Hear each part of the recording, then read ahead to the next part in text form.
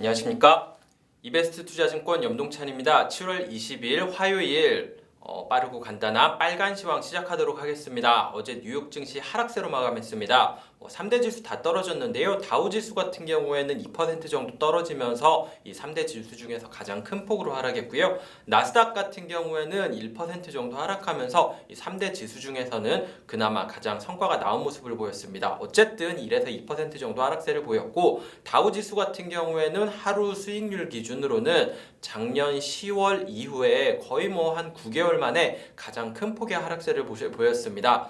어제 시장에서 이렇게 하락세를 보였던 이유는 한 3가지 정도로 요약할 수 있겠는데요. 첫 번째와 두 번째는 사실 연결된 겁니다. 첫 번째는 델타 변이와 관련된 이슈가 있었고요. 그러면서 안전자산에 대한 수요가 좀 커졌다. 이게 첫 번째 이유고요. 두 번째 같은 경우에는 유가가 하락하면서 에너지 기업들이 강세를 보였고, 세 번째 같은 경우에는 미국과 중국의 관계가 다시 악화되는 거에 대한 우려감이 커졌다. 이 3가지 정도가 어제 시장 하락세로 이끈 가장 큰 이유라고 할 수 있겠습니다. 하나씩 말씀을 드리면은요, 델타 변이 확진자 수가 굉장히 늘어나고 있습니다. 델타 변이 확진자 수라고 하니까 이상하네요. 델타 변이로 인한 코로나19 확진자 수가 늘고 있는데, 이 미국 질병관리청에서 발표하기를 최근 일주일 동안 확진자 수가 하루 평균 3만 명이었는데, 이게 한 달 전에 1만 명에 비해서는 굉장히 크게 늘었죠. 3배 정도 늘었다라고 평가를 했습니다. 당연히 지금 주식시장 같은 경우에는 경기 재개로 인한 기대감을 반영한 상태인데, 이 경기 재개가 생각보다 늦어질 수 있다라는 우려감을 자극하면서 이 안전자산 수요가 늘어났고요.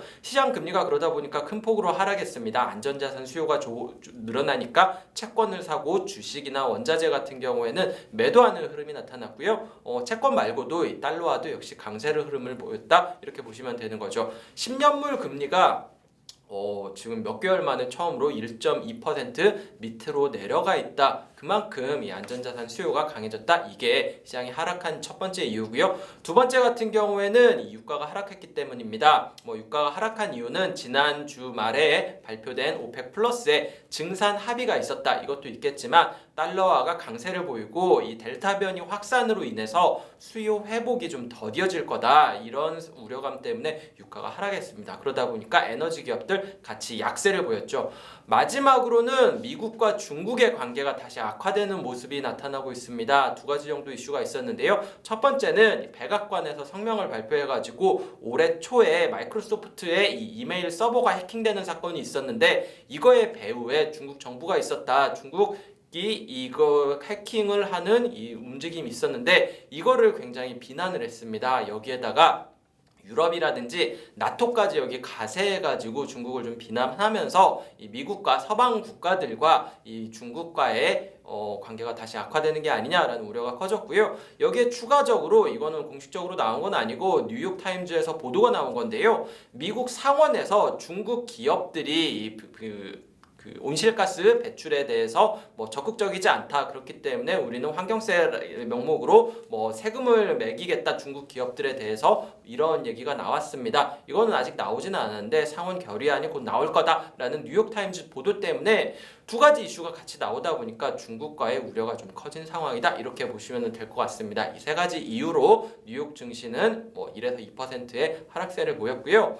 업종별로 보면은 일단 금리가 떨어지고 유가가 떨어졌으니까 금융업종이랑 에너지 업종이 가장 큰 폭으로 하락했습니다. 금융 에너지 업종의 비중이 높은 게 다우지수인데요. 그러다 보니까 다우지수 같은 경우에는 나스닥에 비해서 1%포인트 이상 높은 더 큰 폭의 하락세를 보였다. 이렇게 보시면 될 것 같고요. 의외로 시장 상황에서도 좀 버텼었던 업종은 음식료와 관련된 업종들이었습니다. 작년에 이 코로나가 심각했을 때와 마찬가지로 슈퍼마켓에서 물건을 이렇게 사다가 집에다가 갖다 놓고 집에서 요리를 해먹는 수요가 늘어날 거다라는 기대감 때문에 크로거 같은 이 슈퍼마켓 체인이라든지 코스트코라든지 이런 기업들이 괜찮았고요. 그 다음에 음식료 업체라고 할 수 있는 제너럴 밀즈라든지 켈로그라든지 이런 기업들도 상대적으로 나은 모습을 보였던 게 업종적인 특징이었습니다.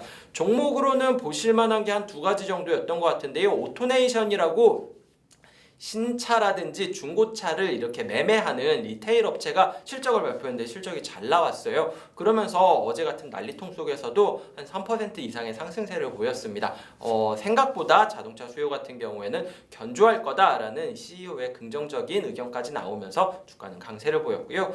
추가적으로 엔비디아가 오랜만에 반등을 했습니다. 반도체 업종이 요새 안 좋았다라는 말을 계속해서 말씀드렸는데요. 엔비디아 같은 경우에는 이 암호화폐 가격 하락 때문에 같이 안 좋았는데 어제 같은 경우에는 좀 반등하는 모습이 한 4% 정도 수준의 반등하는 모습이 나타났다는 게 특징적이었습니다. 이 엔비디아가 이 주식을 분할을 했는데요. 주식 분할한 게 반영되는 게 오늘부터인 것 같더라고요. 그거 역시 조금 영향을 줬었던 것 같고, 이 엔비디아가 주식을 분할을 하면은 다우지수에 들어갈 수도 있다라는 기대감이 반영되면서 지금 주가는 좀 반등했습니다. 반도체 업황 전체적으로 반등한 건 아니고요. 엔비디아만 반등했다 이렇게 보시면 될 것 같습니다.